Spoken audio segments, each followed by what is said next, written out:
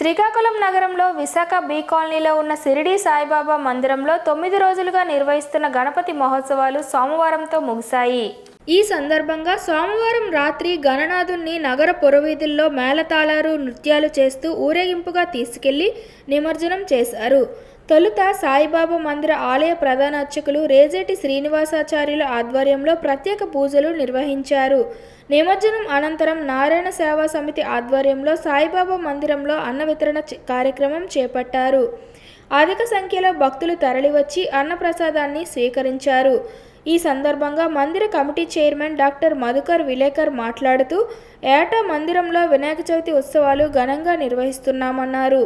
ప్రతి పండుగను బాబా మందిరంలో నిర్వహిస్తున్నామని చెప్పారు.